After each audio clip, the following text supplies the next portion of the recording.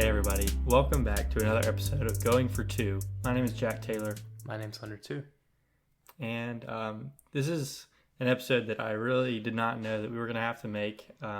Last week we realized we didn't really have much to talk about, and these bowl games coming up in the next few weeks, we realized like there's not going to be enough content for us to make an episode every week. There'd be no point, but boy, were we wrong.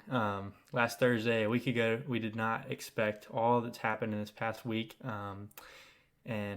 So we're here to talk about all that. And, man, the elephant in the room, obviously, Coach Mike Leach passing away after a heart attack on Sunday. He passes away Monday night, and we all hear about that on Tuesday morning. Hear it officially.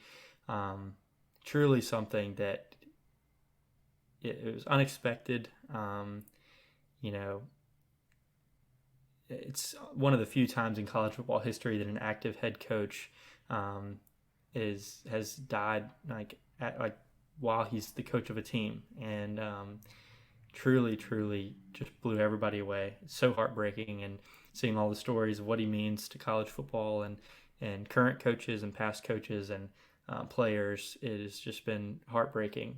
But it's been a great week for his memorial. It's just everybody is just pouring out support for him and his family, and just sharing their favorite stories of Mike Leach and the celebrity that he was. And just been really interesting to see all this about him, but obviously heartbreaking for his wife Sharon and their children. So obviously that's what we're here to talk about today, and we're going to get into what he means to us and to college football, and just talk a lot about his career and what he means to college football and to Mississippi State in these past few years. So before we get into that, I want to do our Friday morning motivation, but with a quote from Mike Leach. I thought it would be fitting to do that. We did this early on because he had so many quotes, and when he was our new coach, we were so infatuated with Mike Leach, and we still are to this day. That hasn't worn off. But we're going to start off with a quote from him. And it was during his cameo on Friday Night Lights, where he said, "You got to find your inner pirate. A lot of times things just happen for a reason. We don't know why God wants it that way, but you make the best of it until you get back your inner pirate. You might be the luckiest man alive and not even know it." Yeah. And when that started circulating after all the news broke, even like before he died, that was just one of those that kind of hit hard. Because it fit perfectly. Like, we don't know why this is happening, but we don't know why God wants it this way. We don't know why this has happened, but it was so fitting, and it was just a little cameo in a TV show, and it was found so fitting. So that's what we wanted to start the show off with, and man, yeah, really, it was weird that it happened this way, because last week at this time everything was kind of going down. It wasn't looking good for Mississippi State. We were the story of college football for a little bit, and then stuff starts trending upward. We get Jaquavius Marks back. We have a good recruiting weekend.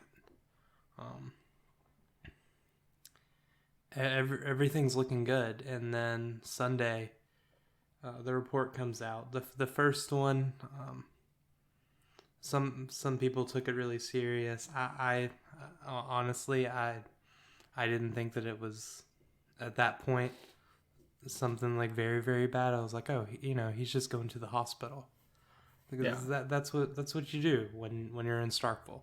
If you have something that's happening, you don't stay in Starkville. You go to Jackson. And I was like, yeah, that's just what happens. And then later that day, it took that turn. So you start. The first thing I saw was a message from Mark Keenum that was like saying something had happened to Leach, and Zach Arnett was going to take over the program, be the interim head coach while this was happening.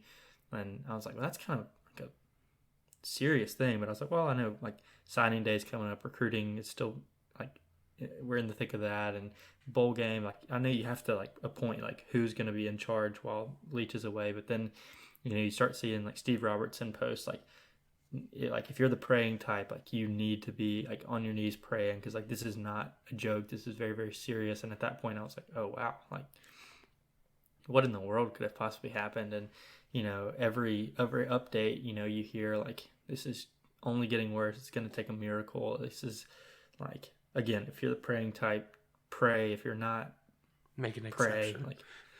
Like this is like something we've never seen before. And obviously it just never did get better. And you hear the reports like they're just waiting on Mike's family to get there so that they can make this tough decision. And obviously, I mean, everybody knows what that means at that point. And so it just is a bad situation that never got any better. And as you were saying right before we started, though, like it seemed like such a fitting, or not fitting is not the right word. It seemed like a good end to Mike Leach's life, in which he didn't go out like being the enemy of college football. Like Tuesday, he kind of was. Dylan Johnson transfers and says, because Leach doesn't think I'm very tough, and he's glad that I'm leaving. I'm entering the transfer portal. And at that point, like you said, Mississippi State was the center of college football. Everybody was pointing at us, laughing. And then everything starts trending upwards, and Mike Leach has his family in town, and he spends the last Saturday night of his life, spending time with beat writers and in the media for Mississippi State, and having everything. And having a good Christmas party, and his son was there, and just being Mike Leach, and coached one more practice. Yeah, had a bowl practice, and it just seemed like he went out being a football coach, and there's really no other way you could imagine Mike Leach going out and being a football coach, being a father, being a friend. And that's in our post, that's what we said. Like he was a father, and he was a husband above all, and then he was a football coach. And it has been absolutely crazy to me. I mean, I knew his coaching tree was pretty star-studded, but seeing now like just about every NFL player has been affected in some way by a member of Mike Leach's coaching tree. Yeah. And then you have Josh Heupel and Sonny Dykes, Lincoln Riley. I mean, unbelievable. Everyone. I mean, it's everybody. I mean, every successful NFL offense has benefited from some part of the air raid, and he's the inventor of that. And although it seemed to us that he was pretty stubborn in that, and he wasn't willing to adapt to it. I mean, he almost to a fault. I mean, like that's just kind of explains who he was as a person. Like he's gonna stick to his guns, and he's gonna not follow the crowd. He's gonna do what he wants to do. And although it may have been frustrating at times, like that's just what made him Mike Leach. And so very glad that we got to be a part of that firsthand for these past 3 years. And the times where I've kept up with Mississippi State football the most, he's been the coach, and it's been absolutely awesome. I mean, me and you from the very beginning, we heard about this and we were excited about it. We drove up to Starkville to see his press conference, and I've never seen a buzz around around our football program quite like that. Like everybody was just like, I almost skipped class to go see him at the airport. Yeah. It was just crazy. I was sitting in class. I was sitting at the start of a 2-hour class when I saw the report that a football coach was coming in, and the plane was coming from Key West. And then people were like, yeah, the cheerleader's been told to get to the airport. It's going to land in like an hour. And I'm sitting in my class, and I'm like, should I leave? Make it. Yeah, like I could make it. I didn't end up leaving. But it was just that excitement. Yeah, I mean, it's wild. And we've also seen the thing this week that like, as of right now, Mike Leach is not eligible for the College Football Hall of Fame because he doesn't have 60% winning percentage, which if he hadn't stuck around schools like Texas Tech, Washington State, and Mississippi State, he probably would blow past 60%. Yeah. And if he if we hadn't had this COVID year where we played all SEC teams and Mississippi State only had 50 scholarship players, then he definitely would have reached that 60%. So hopefully there will be an exception made just for the impact that he's made on football, and I wouldn't be surprised if they made an exception and put him in the next class, honestly. Yeah, and I'm not sure if the College Football Hall of Fame is like the NFL Hall of Fame, where it's like the main criteria is like, can you tell the story of college football without this guy? You can't tell the story of football without Mike Leach. Surely cannot. This year it was 3 members of his coaching tree that were there about to make the playoffs. Yeah, Heupel and Lincoln Riley, like if they handle business the last week of their season, they're in, and or last 2 weeks of their season, whatever. Yeah, like it could have been 3/4 just his disciples, like. And I think the story on Lincoln was he came into Texas Tech, had an injury, and then Leach was like, "Hey, I know you have a good football mind. Your body just can't do it. You want to take on coaching?" And then that's how Lincoln got into it. Mm-hmm. And he started coaching as like that young guy, and he's blossomed into, I mean, a top 3 football mind and. I mean the world. And he was one of the first people that I saw, he just kind of puts like he owes it all to Mike Leach, and he has all the respect in the world for him, and just truly. And then outside of college football, it's been crazy. Matthew McConaughey, I saw him post something, and I also saw stuff from some of our assistant coaches like on our staff saying, some of my favorite Mike Leach stories are him talking about just hanging out with Matthew McConaughey at his house in Texas. All the Dave Emmerich ones have been good. Yeah. And I'm like, I truly didn't grasp how much of a, like, even outside of football, how much of a celebrity we had just living and walking around Starkville for the last 3 years. And, in a way took him for granted. I know it wasn't always fun on the football field to see his offense, but I mean, Mike Leach was bigger than football, and, that has definitely been proven in this past week. So I just can't say enough like how shocked I was and still am. This time last week we were, we just had no clue, and I don't even know. I obviously this is not something that we could possibly prepare for. So yeah, and I mean, obviously no one was able to prepare for it, and it's just one of those things where I think since he was our football coach, we were I mean reasonably like tough on him. Like I'm sure Mike wouldn't be like no criticism at all. Like I know we told Brandon Walker, because Brandon Walker does like the "I have fired Mike Leach" tweets. Mm-hmm. Apparently Leach liked those. Really? Yeah, he was a fan of those. He said, if you're a funny guy, be funny. So yeah, that's funny. Well, don't think that we're like neglecting the other elephant in the room. We do know that Zach Arnett is the new head coach at Mississippi State. We know that that's a very quick turnaround.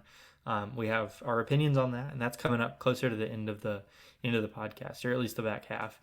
We kind of wanted to transition a little bit. I mean, if you have more to say about Mike, feel free. But we're just going to talk a little bit about the portal, transfer portal, and recruiting, and what Mike Leach's sudden passing what effect that's had on our recruiting, and it does seem to have had a little bit. So, got any more to say about Mike right now? All I really have is it was one of those moments where there's someone who's always been synonymous with one of the things you love. And it's been Mike Leach since like I've been able to remember football. Mm-hmm. It's been Mike Leach. He's been the one guy that you can always look at and be like, Mike Leach, like it doesn't matter what year it was, you knew what you were gonna get from him, and seeing him pass after being like so synonymous with like my like watching a football, like me caring about it, it broke me. And I Yeah. can't imagine what our players and the coaching staff that's been around him for, I mean, longer than we have. I mean, these are his guys. Yeah. Um, I know you talked about like as people who pull for the school that he was at, like obviously we probably were critical of him more than most people in the nation were, but I mean you look at what he did at Texas Tech and Washington State and Mississippi State. We're not, those three schools are not top tier football programs, and we were about to get there. And I think that he chose those pretty specifically. Like I'm sure that if he wanted to, he could have taken a like offensive coordinator job at some big school and ultimately been the head coach at a bigger school. I think that could have happened, and he probably would have had to sacrifice his offense a little bit for that and sacrifice his own way. It's just not something he wanted to do. But you see, the Minshew mania that ensued in Pullman. He just got a few years under his belt and then turned them into a 10-win school. Who Washington State is not a school that should win 10 games in a year. And at all.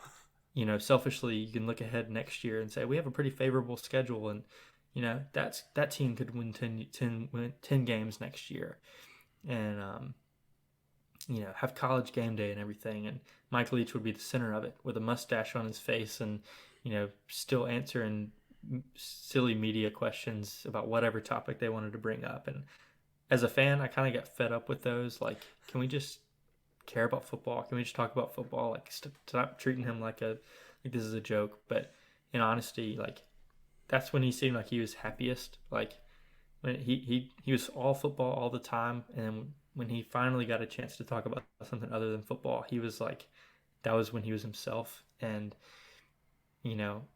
now those are the moments I want back more than anything, even more than like a 10-win season. Now, just to hear him like rant about weddings and candy corn again would just be incredible. And we have a bunch of those clips now, but that's all we have is these memories of Mike Leach. And so I was very, very sad to see him pass. And but the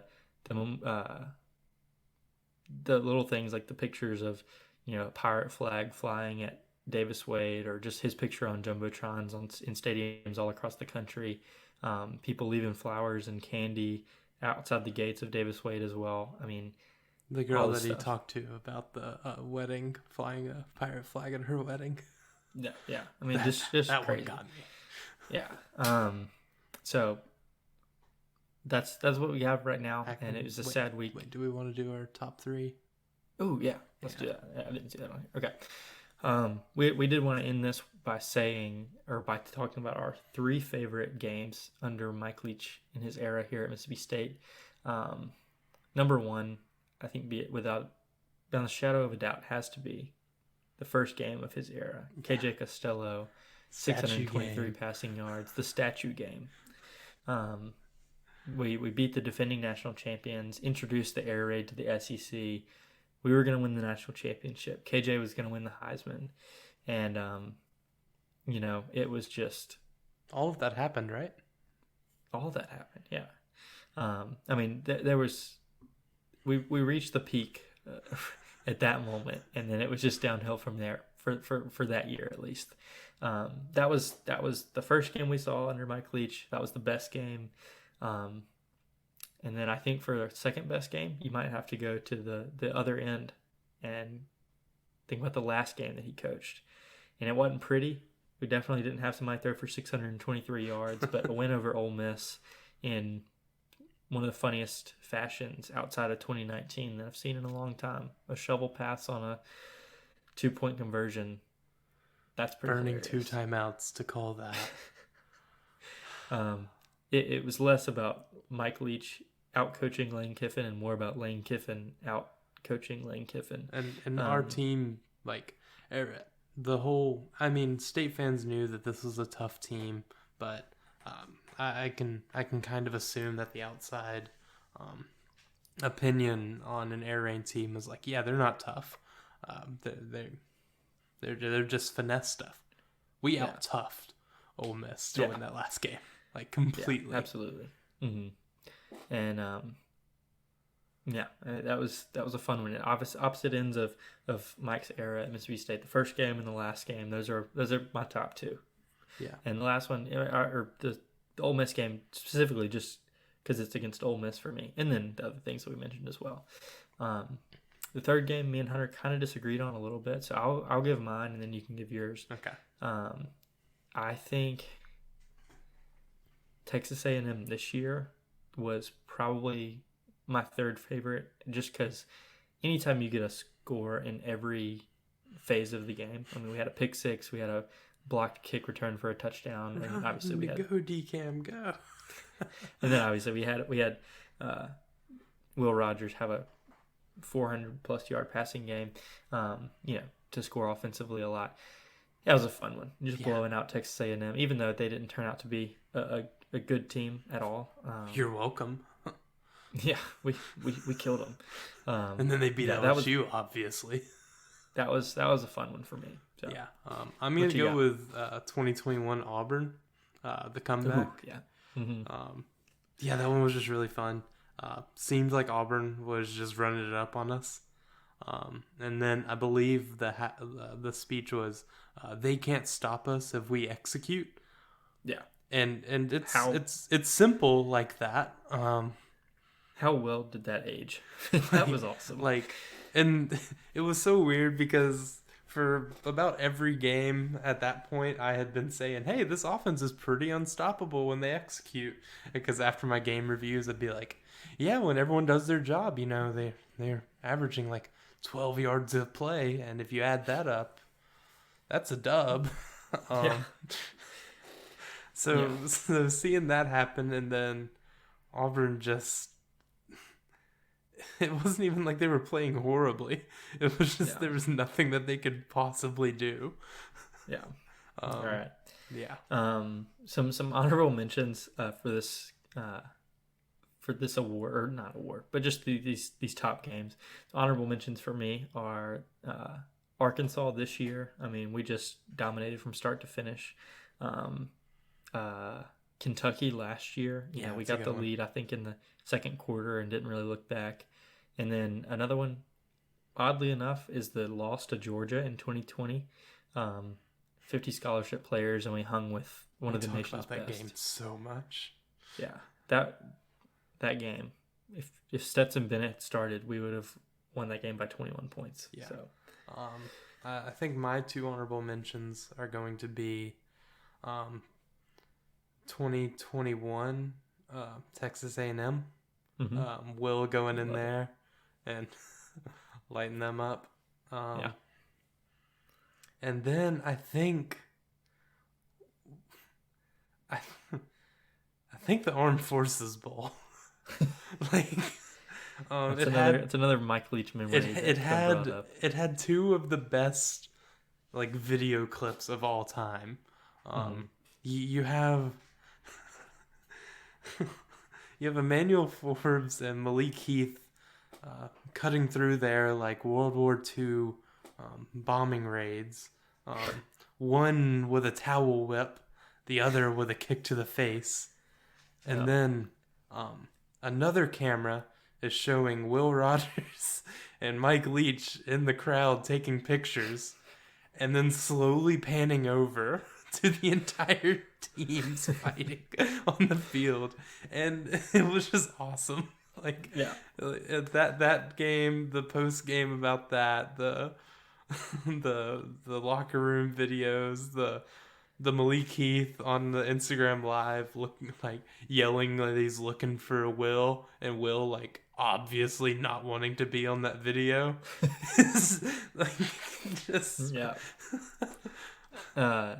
Since we're just naming pretty much every win in Mike Leach's era here, Louisiana Tech 2021, we were down 20 in the fourth quarter, come back and win it. If that doesn't just tell you about Mike Leach's time here, we may look really ugly sometimes, but we can turn it around just that quickly and look like the best team in America. Yeah, and it was always weird because we're you can know when our offense isn't going to show up, but it was kind of stupid to say that because and I think all of these wins that we have talked about that were so great, our offense looked pretty bad at the beginning.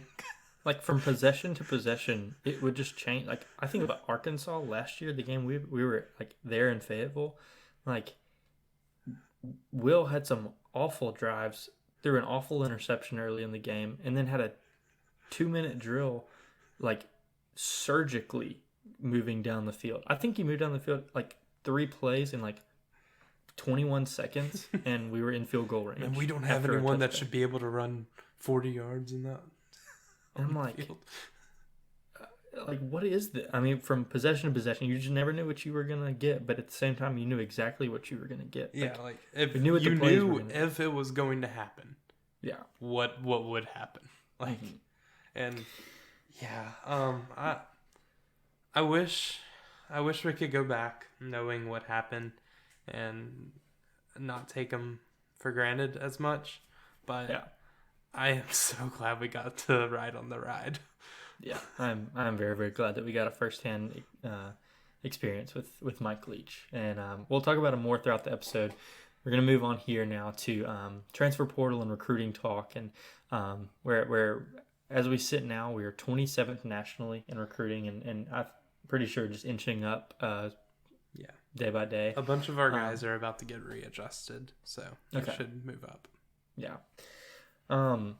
Just a 10,000 foot view, our cornerbacks are looking incredible.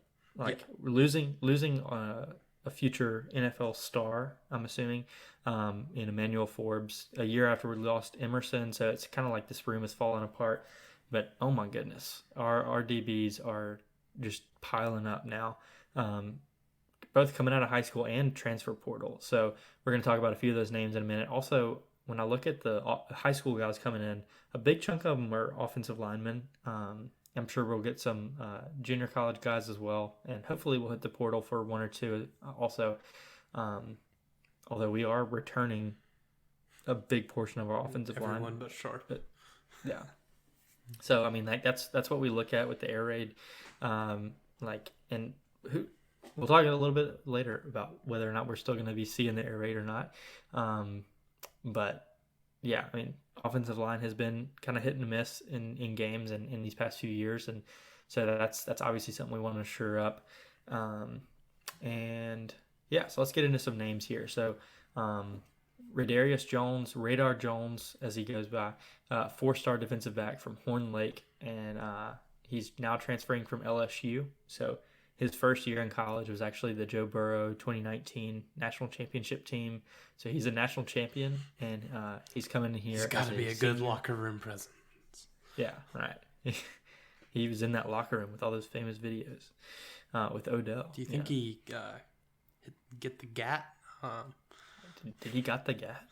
Can he gritty? So yeah, he's coming in with 1 year of eligibility, I believe. He's coming in as a senior, but he's a Mississippi guy who Mississippi State recruited very heavily, and I guess just never stopped recruiting. So, Radar Jones, are you seeing him more as a cornerback? Is that everything's gonna kind of be kind of a wash, because of how much skill we have. It's gonna be a whole lot about getting your best guys on the field. So. Yeah. And I'm still not exactly sure about what safeties are returning. Yeah, I really don't know that either. Me either. I'm gonna wait for someone to tell me exactly who's staying. At the end of the day, I obviously I know we have to fill some holes, but absolutely trust whatever Zach Arnett throws out on defense, and he's the head guy now. So I really, really trust him. Next up, Kamari Rogers, 4-star defensive back from Holmes County Central High School here in Madison, transferring from Miami, and he's coming in as a freshman. Yeah, eligibility-wise. I believe he was the guy that was injured his senior year of high school and then didn't play, and basically did rehab for a year. But now he's running good, and he's coming. So that's... Yeah. You said about Radar, that's a guy you just don't stop recruiting. Kamari Rogers is the staple of that. Absolutely. And the difference between Mississippi State and Ole Miss the past couple of years is that, I mean, they don't really go after guys in high school very often. I mean, it's Lane Kiffin is the portal king. You know, that's his main focus. And so as soon as these guys don't come out of high school, Portal King surely went better than 8-4, right? Sorry, surely, toxicity. surely. So yeah, I mean, I'm listening to Thunder and Lightning earlier today. I mean, Robbie just hit home. Like, that is the Mississippi State way. Like, just recruit guys from Mississippi that are gonna have pride to be at Mississippi State. And you know, although the Ole Miss fans say that the Egg Bowl is not their biggest priority, sure does seem like it. And having a bunch of players from outside of the state of Mississippi is great until they don't really care about the Egg Bowl that much. Yeah. And our guys really, really do. So, I mean... breaking news since we made this. Luke Evans, corner from Orlando, Florida, I believe, Cincinnati commit, has flipped to Mississippi State. What? Oh my God. And I just want to point out, I haven't said this yet, Radar and Kamari Rogers both committed since the Mike Leach news has hit. They both announced they're transferring since then. Another two guys I wanted to talk about here, high school guys. Creed Whitmore, 4-star wide receiver. He's listed as an athlete, so can play other places as well. He's from Gainesville, Florida, and it's between us and Florida, and he seems doubled down on Mississippi State. He gave a speech at his school's, I don't know if it was like a signing day or like I think it was announcing day. Like their signing day or something. I don't know. Yeah, because I mean, it's not National Signing Day yet, but I mean, it was just like everybody putting on hats and, you know, saying where they're going like a week early for some reason. And he gave a speech about Mike Leach and what he meant to him. So it seems like we've got him. He's a, like I said, 4-star wide receiver. So excited about that. And then what I'm most excited about, and if you're a Mississippi State fan, look him up and remember his name. Whether or not he ever touches the field here, he will have a huge impact on the guys that end up coming to Mississippi State. And I truly do think he could be a difference maker on the field. Chris Parson, 4-star quarterback from Tennessee, not University of Tennessee, just the state of Tennessee. He has become a fan favorite for me and a lot of other Bulldogs. He was in Starkville when the news about Leach hit, and he was going to practices, watching film with the team and everything. And he started texting recruits saying these exact words, and just kept on as the news about Leach got even worse. But he said, "We were literally the last class that Coach Leach ever recruited. We're the last guys that he wanted to join his program. We should wear that as a badge of honor." And he was saying that to guys to convince them not to flip and go other places, but to stay committed to where they wanted to go to school when Mike Leach was recruiting them. And so, you know, he's just become a leader even before he signed and become a Mississippi State student and athlete. So he'll be on campus after signing. He'll be on campus in January, and he's an Elite 11 quarterback. He has a lot of upside. Right? He won one of the competitions. He won the rail shot one. Yeah, because he went perfect. Yeah. So I mean, like he was a guy who was competing against like Devin Leary, Caleb Williams, Spencer Rattler. Like he was going up against like current college guys, a Heisman winner, and beating them in competitions.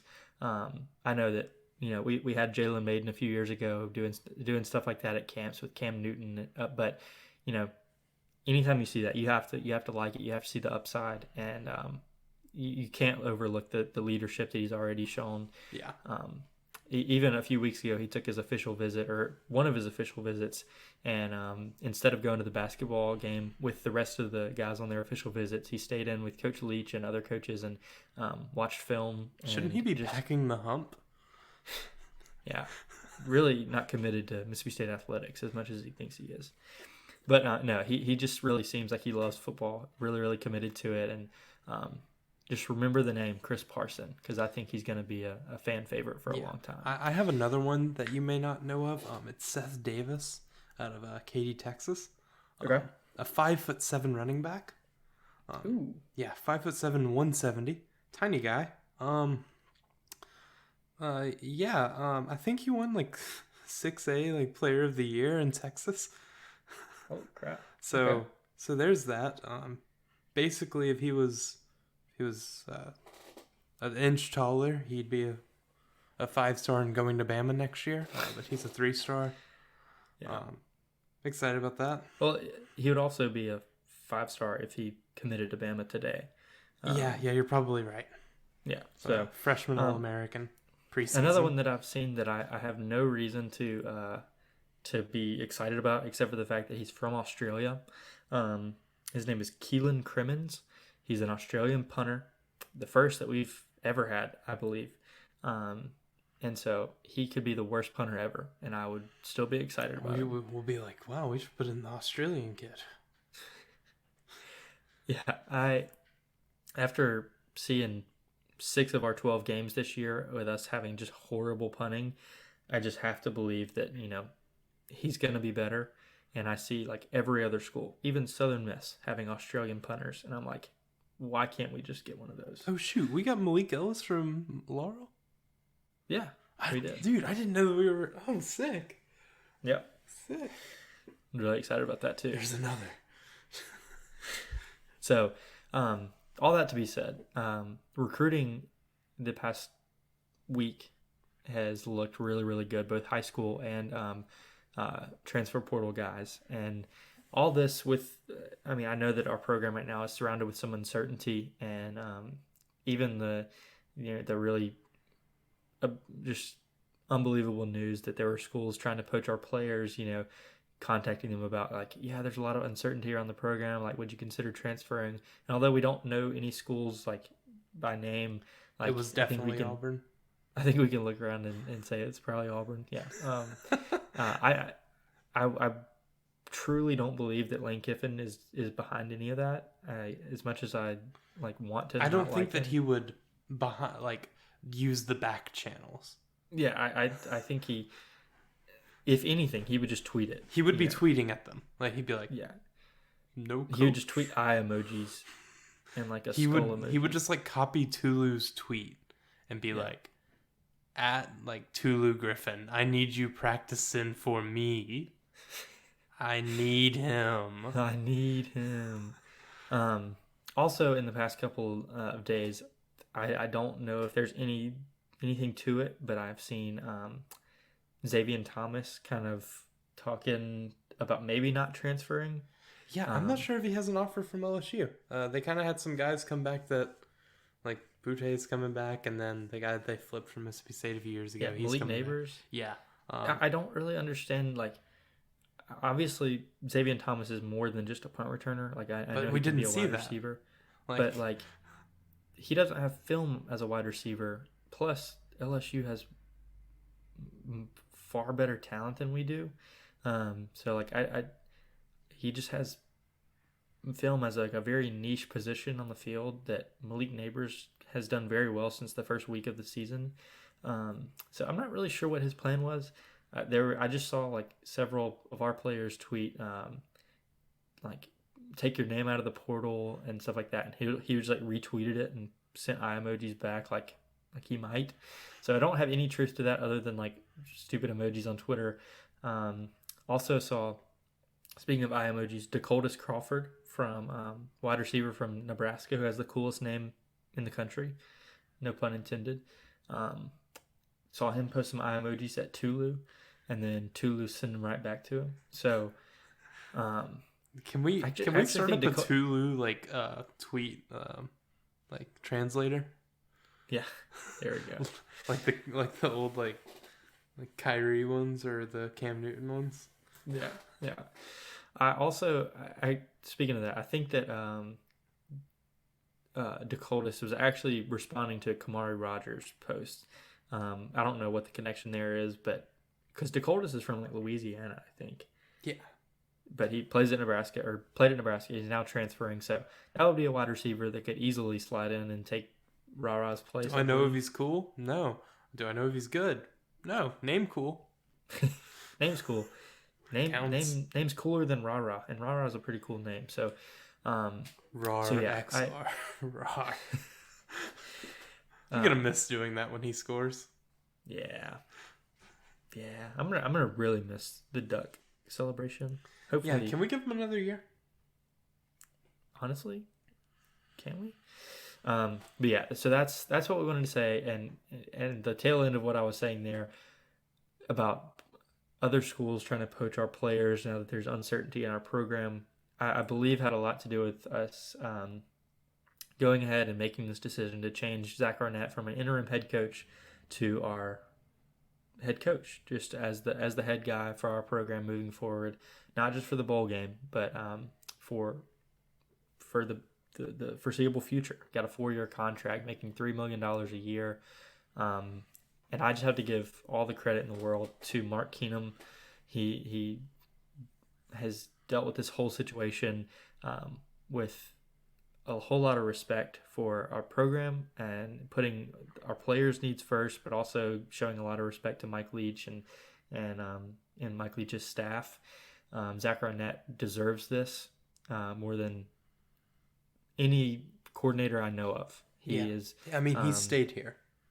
He stayed here when he had far better opportunities elsewhere. LSU, Auburn. I'm sure Florida was an option. I'm sure there were calls.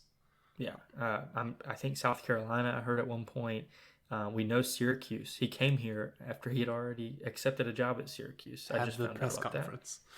Yeah, there have probably been schools, like maybe a group of 5 schools that have wanted him as a head coach in the past few years that we may not have even heard about. Zach Arnett is a loyal guy, and I think that if he didn't want to be a head coach at some point, he wouldn't be here now. Like he wouldn't have stayed at Mississippi State. If he wanted to be a defensive coordinator for life, go to LSU. You can be one for as long as you're good. That's a top 5 DC job right there. Yeah. And there's a path. I mean, he saw what Dave Aranda did. I mean, he could get a bigger head coach somewhere else, bigger head coaching job somewhere else.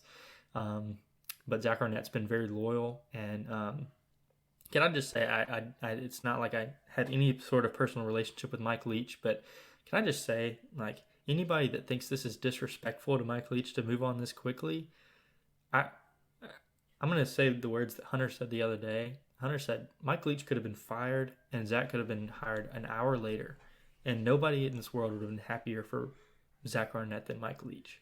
I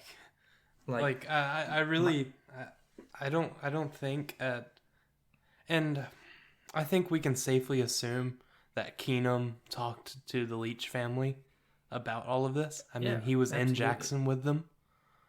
Like acting like Keenum is this heartless man that's just working in the best interest of himself. Doing all of this without an AD. This is not Keenum's job, by the way. Yeah. He definitely asked the Leach family. Like I would safely assume that. Yeah. Also, Mike Leach is surrounded in this country by football coaches in the NFL and the college level that have surpassed him in success, and he never expressed any amount of jealousy. He always seemed stoked to talk to any coach about anything. You know, like I'm sure he's very proud of Lincoln Riley and Josh Heupel and Sonny Dykes. I mean, these guys respect him, love him, and I'm sure he loved and respected them right back. I guarantee you, he'd be very proud of Zach Arnett and very happy that he's taking over this job. And there's a reason that we gave Zach Arnett the big extension to keep that buyout big. He was next up. Yeah. And that plan just got executed, and I'm sure Mike Leach knew about that. That kind of gives him the freedom. Hey, if you leave, we have next up. You're not going to be leaving us in the dust. And I could see that being something that Leach knew about. I mean, he knows about the contract too. Yeah. Now there is some uncertainty around the staff that surrounds Zach Arnett now. Obviously, it opens up a defensive coordinator spot that I'm assuming will be filled. I don't think he would. I mean, yeah, people are like, well, Mike was both. I'm like, well, Mike, who also had like a 20-year head coaching career. Yeah, so I think that would be a lot on Zach Arnett's plate right now. So I think we'll get a defensive coordinator. Who would that be? I don't really know. Not sure. I'm assuming it's somebody that runs a similar defense as Zach Arnett. He could he's still going to have his a lot old to say. mentor. He could, definitely. But there are a lot of guys on that staff that before they were wearing Mississippi State polos, they were wearing Washington State polos. And I'm sure there are some of them who before that were wearing Texas Tech as well. Mm-hmm. Like they followed Mike Leach, loved him, and were his disciples in every sense of the word. I mean, they would follow him until they couldn't anymore. And they're at that point now. And so there is some uncertainty in those. I mean, did Steve you hear Spurrier the quote Jr. That B-Walk said? One of the coaches told him. He asked one of the coaches, like, yeah, this has got to be tough. How are y'all handling it? And then he said a bunch about, you got to play the last game, and then ended it off with, it's a pirate's life for me. I was like, okay, well, that was cool. I haven't liked the pirate stick this whole time. But that was pretty sick, not gonna lie. Yeah. So, I mean, I've seen a lot of stuff on Twitter, like, just promote Steve Spurrier Jr. from, like, receivers coach to offensive coordinator and let's ride. Nope. Like, we could. We saved, we have a good amount of money. A lot of money. that we can. We just opened up $2 million a year. And going from Mike Leach's salary to and Zach didn't Arnett's. have to. I mean, I know it sounds horrible, but we didn't have to deal with a buyout either. Yeah, right. So we're clear from that as well. So I mean, go get an offensive coordinator. Yeah, like go get a dude and find one that's like gonna preach air raid principles, like, and like in some way. I mean we don't they're all over the place. He's been coaching for 20 years. He's had like 15 quarterbacks, and they're all in coaching. Yeah, it's not like we have to. It's not like we're about to get an offensive coordinator who's going to start a triple option scheme, and we're not going to have a staff for it. You're telling me we're not hiring Navy's head coach? Although he was fired in the locker room, which was brutal. Yeah, after the Army-Navy game, the AD came and fired him in the locker room. Is that a dishonorable discharge? I saw a tweet asking the same question. I did not know that it was in the locker room. Jeez. Yeah, that's brutal. The dude went out there and sang the song after the game and then got fired. That's terrible. But yeah, Hunter, if you could go ahead and just say a few names that you've maybe not heard about for the job, but want for the job. Yeah. So the first that is kind of unobtainium at this point would be Garrett Riley at TCU, brother of of Lincoln, of the other Riley, the really good one. This one's in the playoffs, so that's pretty cool.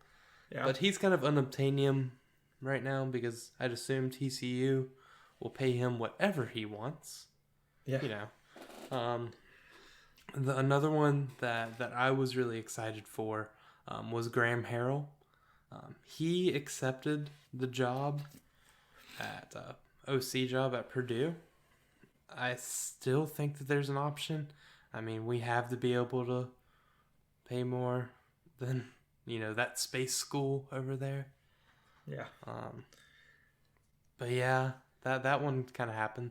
And then one that it seems like everything's been opening up for is Seth Luttrell from UNT.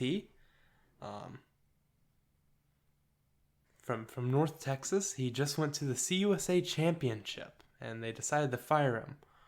Now, you may be like, hey, he couldn't win at North Texas. Yeah, they couldn't stop anyone. They put up numbers. They put up points.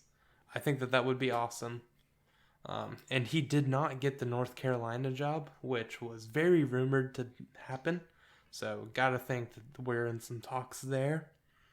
And then another one that I kind of like the idea of is Chris Hatcher, head coach at Samford. Okay. I think having a guy that, I mean, he's been a head coach since 2000 at Valdosta State. I think that was that when Leach was there?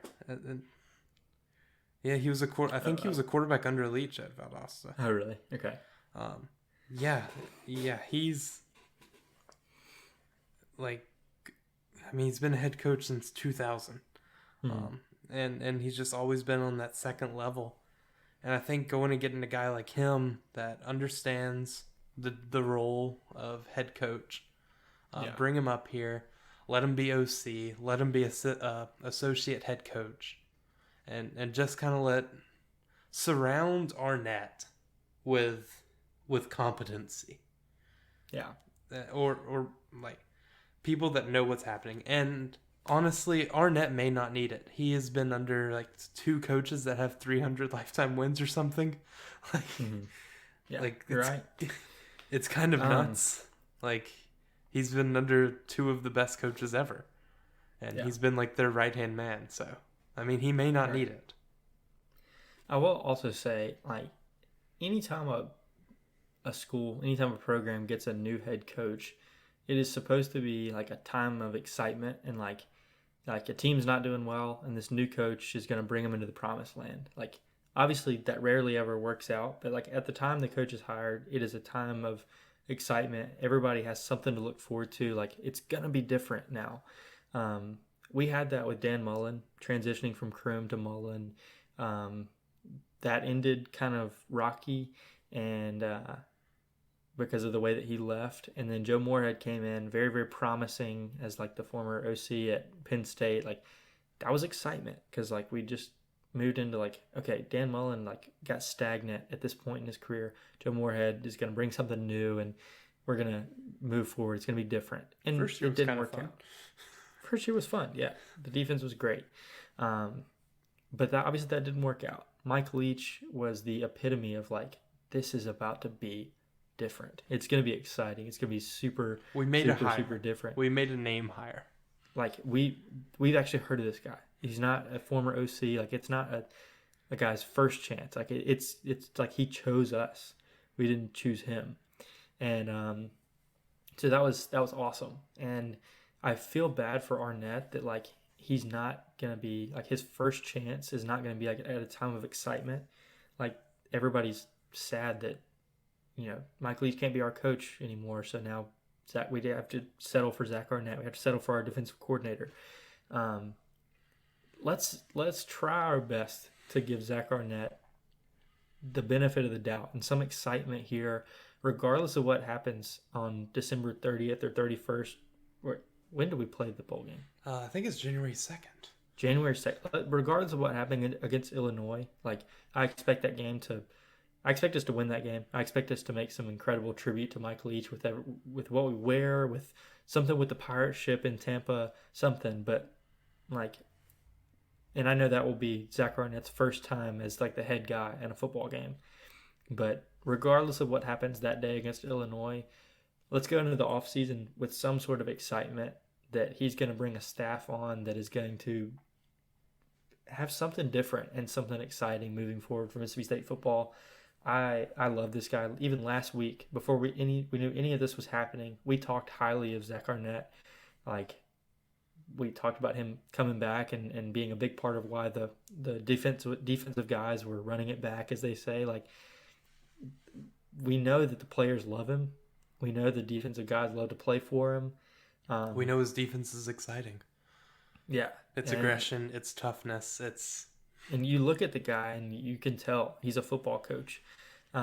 It surprises me that he wanted this job. An All-American baseball player in high school.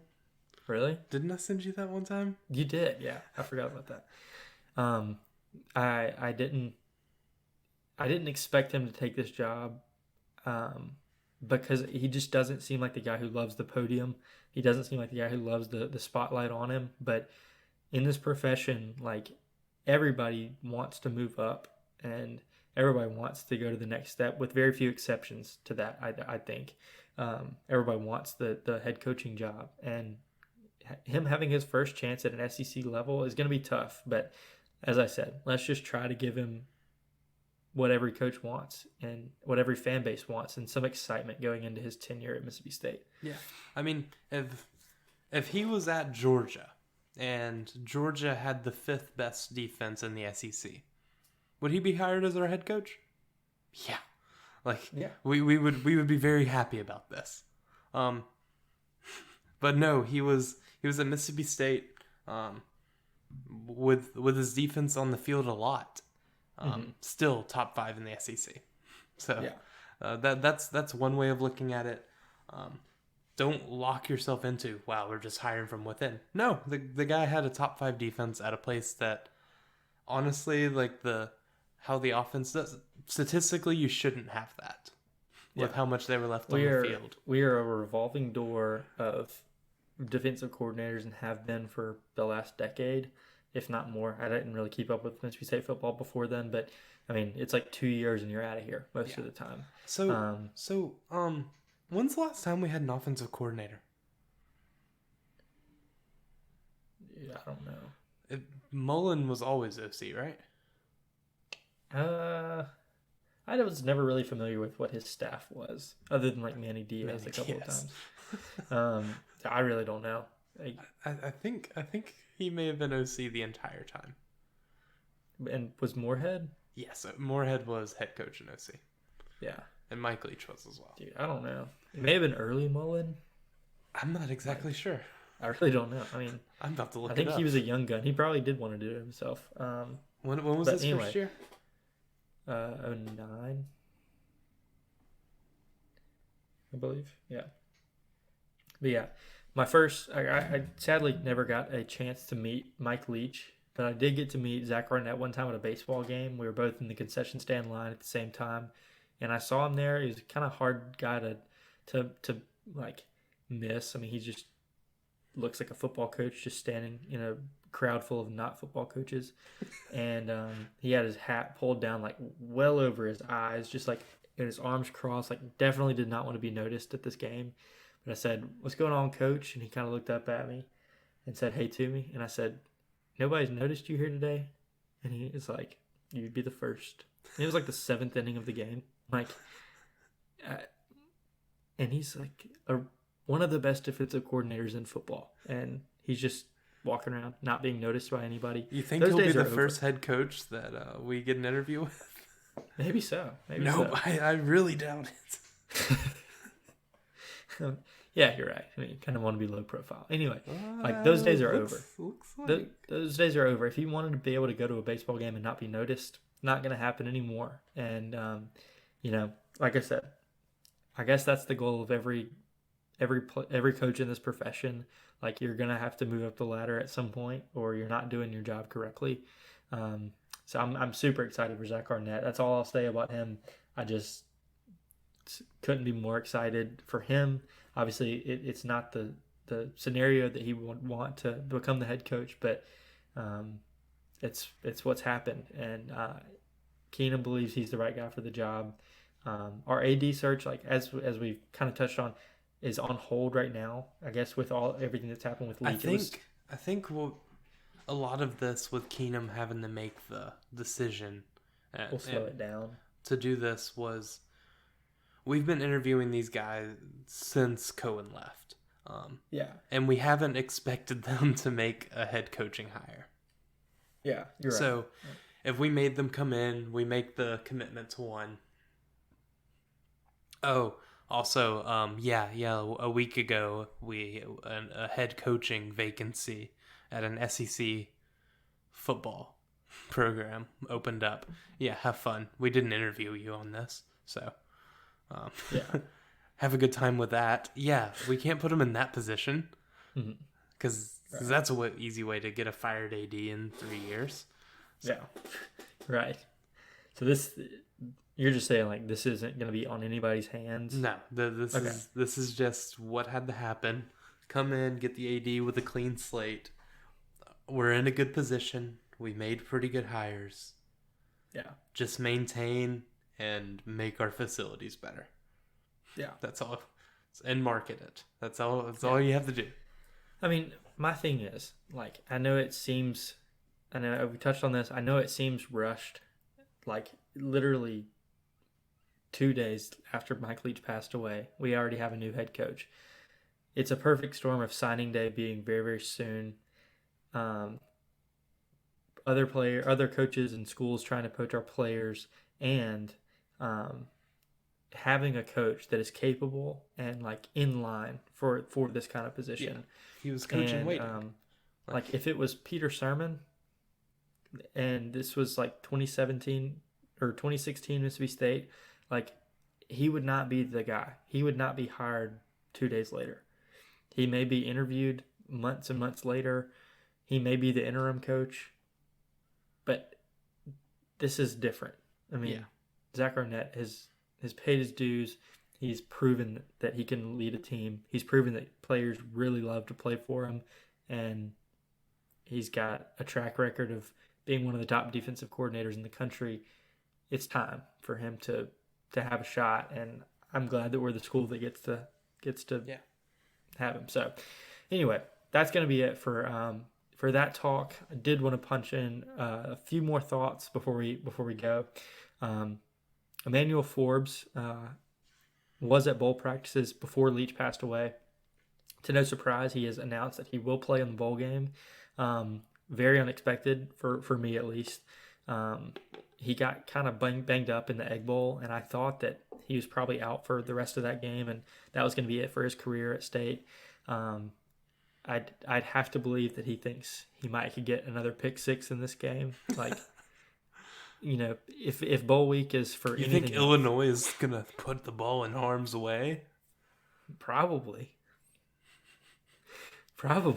yeah. But Emmanuel Forbes, I'm just kidding about that. I do think that.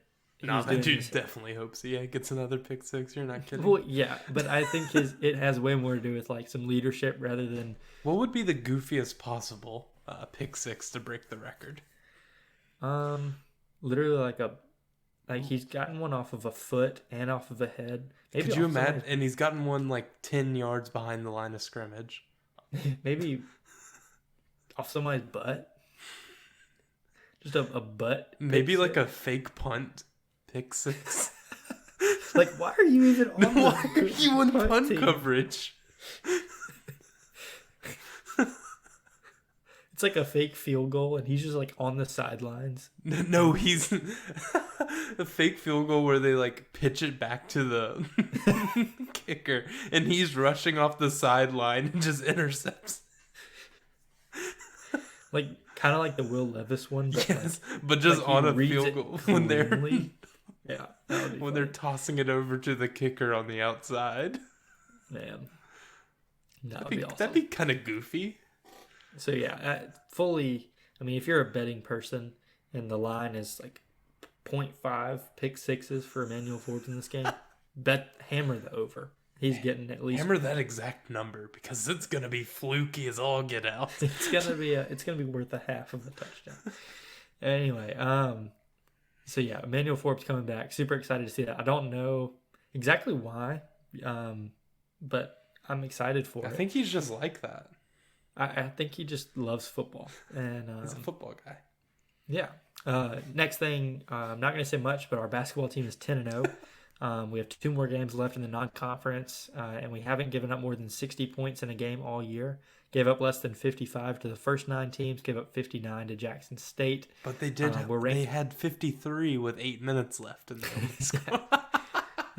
Then I think made 2 threes down the stretch, and we won by double digits.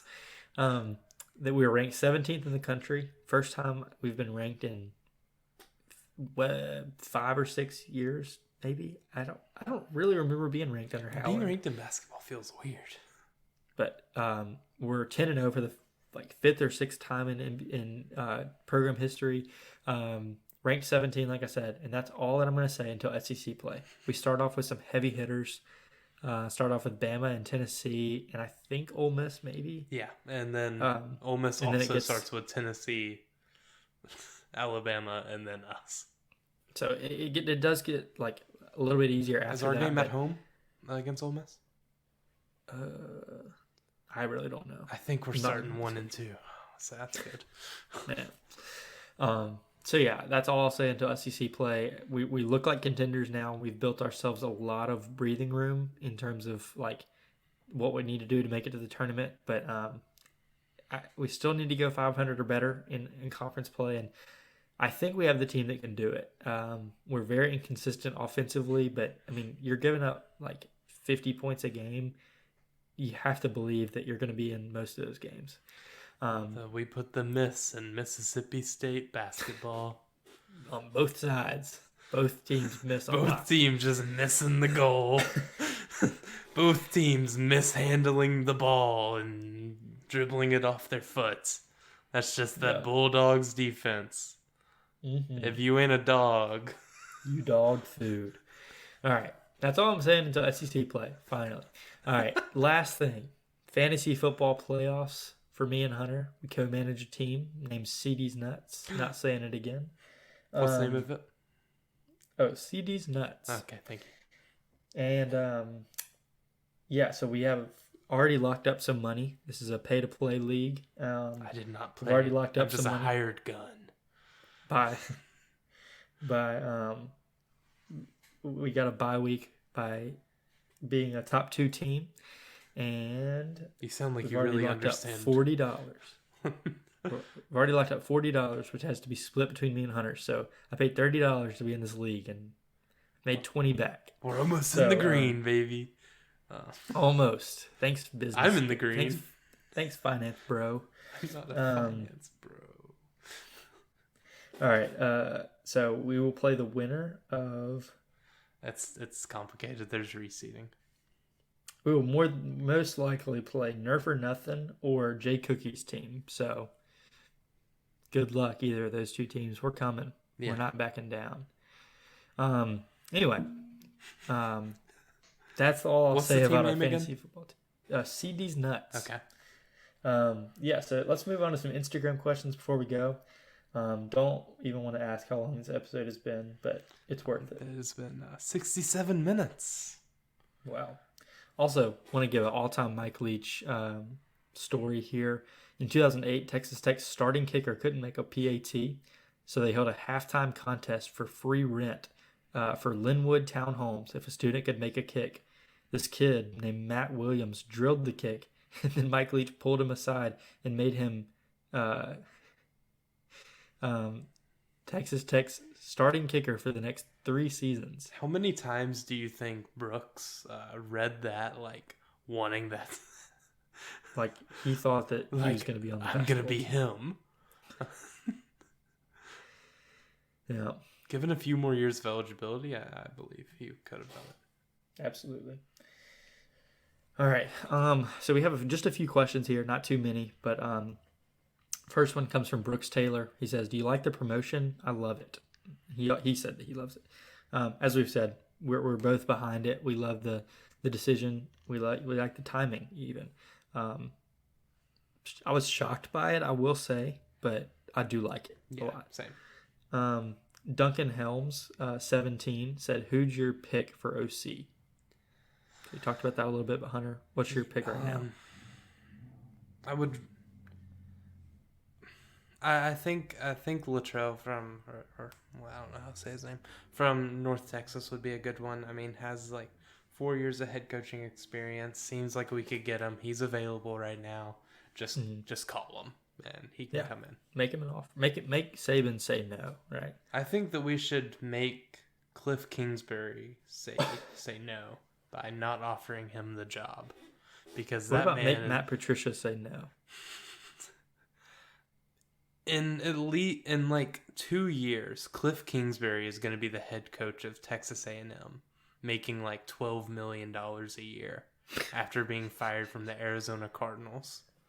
Like, the man is just allergic to failing downwards. Yeah, right. Oh, man. All right, and then one last question here. What will MSU wear during the bowl game to honor Mike Leach? So I've seen options for like an all-black uniform, which during this bowl game, it's the SEC's like cycle year to wear white, but like I'm sure exceptions can be made. Whatever. I'll pay the fine myself. I won't. Yeah. Like all it takes is Illinois agreeing to it, and like we could wear whatever. But like all black uniforms with like a pirate skull or like pirate flag on the helmet. I've seen all white uniforms with like the Buccaneers logo basically, which would be fitting playing in their stadium. Regardless, I know we're going to do something. We don't have like very much time, but like I feel like our Adidas do the thing. Adidas and Rhett Hobart could like work together and make something happen. I guarantee you they will. Getting the rights to whatever like pirate logo, who knows if that can happen, but I feel like if East Mississippi can do it, we can handle it. I think it would be a cool tribute. I've seen people saying that it needs to become a permanent thing. Absolutely not. But for this one game, a bowl game, especially in a stadium that has a pirate ship, absolutely go for it. It would be really, really awesome. Yeah. Yeah, that's what we have for this episode today. It wasn't a fun one. Like we said, a week ago, we had no plans of even making a podcast today. We had no idea what was in store. But if you take nothing else away from this, know two things: that we love Mike Leach. We know that we took him for granted while he was here. He was a celebrity and he had a heart of gold. We wish that he was still with us. We wish that we had had a chance to know him. But seeing all the memories that other people have shared with him kind of feels like, he was one of us. And it makes it feel like you knew him. Yeah, absolutely. So if nothing else, just know that we truly loved Mike Leach. We may have been critical of him at times, but I would give nothing. I would give everything to hear him at the podium one more time and have him as the coach of my team forever. We also know that we are very, very stoked for Zach Arnett. We think he is more than deserving of the position that he has. We think the timing is fitting, and it was best for our program, best for Mississippi State, best for Zach Arnett, and best for the players. Best for the players, and we know that Mike Leach they've been would through not so much. Like, yeah, and we know that in college football, one bad year is all it takes to have 5 bad years. And, this is best for the immediate. It's best for the long run. And I know we said we can't speak for Mike Leach, but I know that he's not a guy who's ever been jealous of somebody getting a pay raise and a better job. So, yeah, that's what I have to say about those two guys. Excited for Zach Arnett and what he's going to do with this program. And obviously we will remember Mike Leach for a very, very long time. So that's what we have on Going for Two. Thanks for listening, and we'll be back next time. Whenever the next episode is, we'll be here. Thanks for listening. Please don't have this much news next week. Please. See you guys. Have a good one. Bye.